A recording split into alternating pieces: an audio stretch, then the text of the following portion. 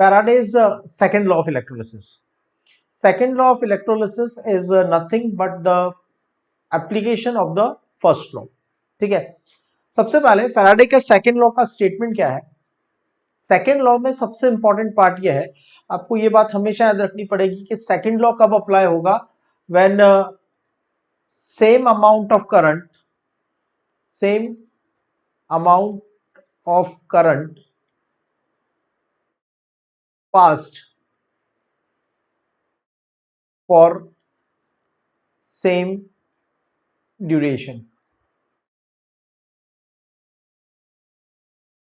अलग अलग electrolytic cell नहीं है, 2 इलेक्ट्रोलाइटिक सेल्स और 3 इलेक्ट्रोलाइटिक सेल्स और 4 इलेक्ट्रोलाइटिक सेल्स. लेट्स से एक में सिल्वर नाइट्रेट प्रेजेंट है, एक में कॉपर सल्फेट प्रेजेंट है, दूसरे में मोल्टन सोडियम क्लोराइड प्रेजेंट है. Different electrolytes are present in different electrochemical cells. Now same amount of current is being passed for same duration, right? From all the electrolytic cells we are passing same amount of current, let's say 5 ampere current for same duration, let's say for 1 hour, right? और best है cells attached in series.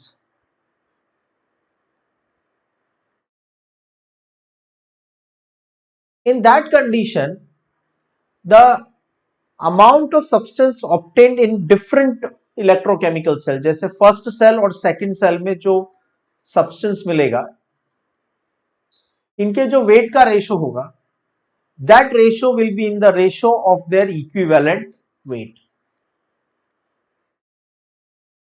समझ में आया?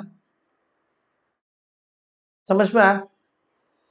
हम ये कह रहे हैं कि आपने दो सेल लिए हैं, एक इलेक्ट्रोलाइटिक सेल में सिल्वर नाइट्रेट है, दूसरे इलेक्ट्रोलाइटिक सेल में कॉपर सल्फेट है.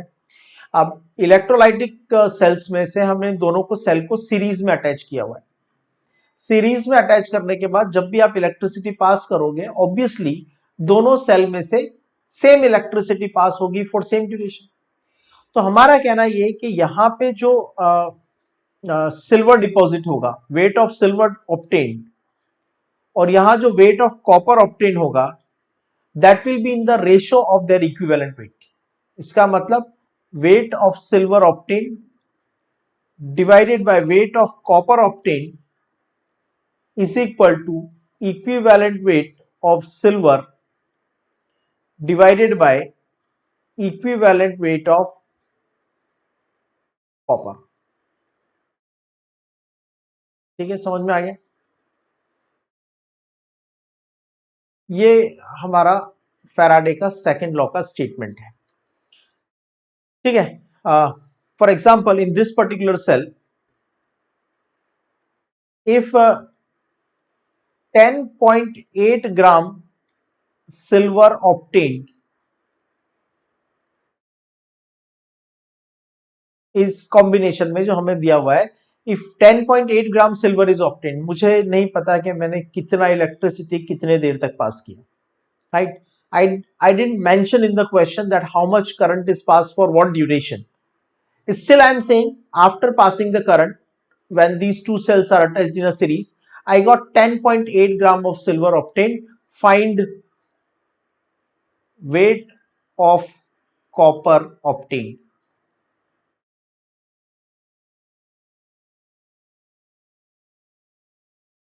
कॉपर के आपको कितने ग्राम मिलेंगे ये आपको फाइंड करना है. That's the simple logical thing we need to understand.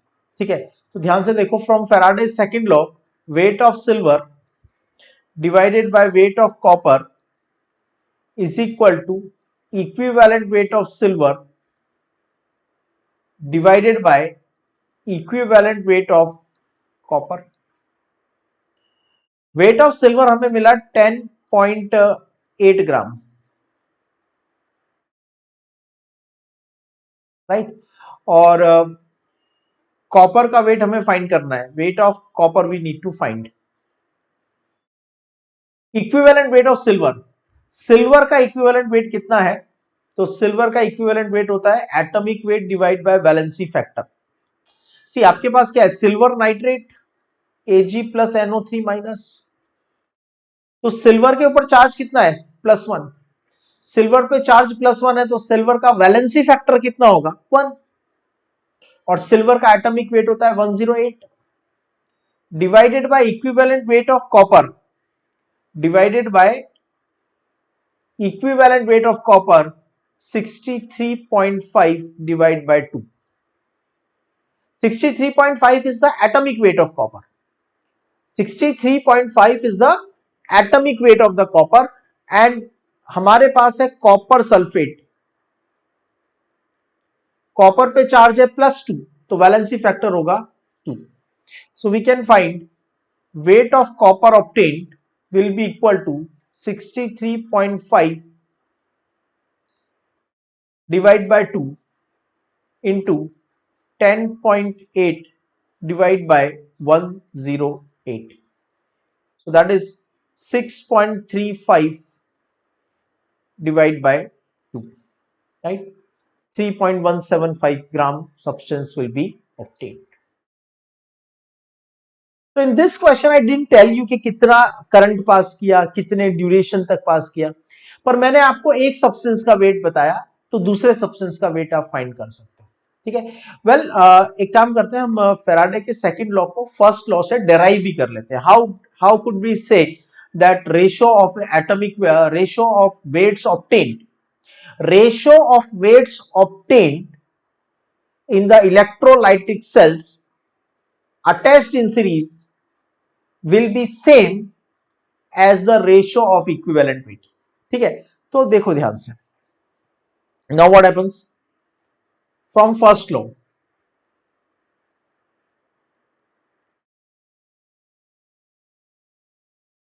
देखो फर्स्ट लॉ में हमने यूज करके हमें ये वाला रिलेशन डेराइव करना है, मतलब सेकंड लॉ को डेराइव करना है फर्स्ट लॉ से. From first law, weight of the substance obtained is directly proportional to the charge passed to the electrolyte, or W is equal to electrochemical equivalent into charge. Z is called as electrochemical equivalent. Agreed? Now एक cell है जिसमें W1 ग्राम obtain होता है first metal का जब हम उसमें से चार्ज पास करते हैं Q1 कूलम. दूसरे सेल में W2 ग्राम ऑब्टेन होता है जिसका इलेक्ट्रोकेमिकल इक्विवेलेंट है Z2 जब उससे से पास करते हैं Q2 कूलम. ये फर्स्ट लॉ के एक्सप्रेशन है, equation 1 and equation 2. So equation 2 divided by equation 1 is equal to Z1 electrochemical equivalent of 2 into charge passed through it Q2 divided by electrochemical equivalent Q1 Z1 and charge passed Q1. If cells are attached in series,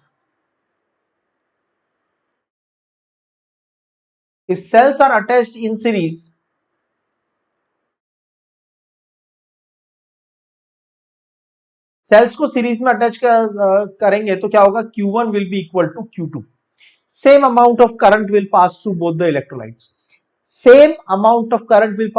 the electrolytes. So we can write W2 upon W1 is equal to Z2 upon Z1. अब electrochemical equivalent Z का mathematical value हम कैसे find करते हैं? Z is equal to किसी भी substance के लिए, जैसे सिल्वर के लिए मुझे इलेक्ट्रोकेमिकल इक्विवेलेंट फाइंड करना है, कॉपर के लिए इलेक्ट्रोकेमिकल इक्विवेलेंट फाइंड करना है. So that's we have already derived. It is equal to equivalent weight upon Faraday. इसका मतलब हुआ W2 upon W1 is equal to equivalent weight of 2 upon Faraday divided by equivalent weight of 1 divided by Faraday.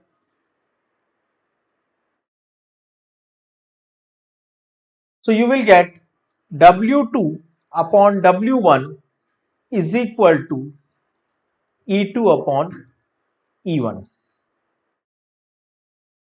right? If electrolytic cells are attached in series, electrolytic cells are attached in series, then weight of substance obtained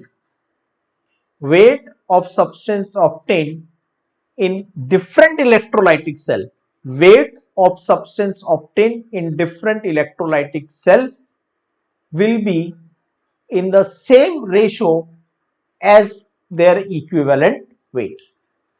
मतलब अगर मैंने 3 cell या 4 cell को attach किया है series में, तो first cell में जितने सब्सटेंस आएगा, सेकंड सेल में जितना सब्सटेंस आएगा, थर्ड सेल में जितना सब्सटेंस आएगा और फोर्थ सेल में जितना सब्सटेंस आएगा, that will be in the ratio of their equivalent weight. Equivalent weight of 1 is to equivalent weight of 2 is to equivalent weight of 3 is to equivalent weight of 4. Right? This is Faraday's second law, which is very easy and we can derive it from the first law of Faraday.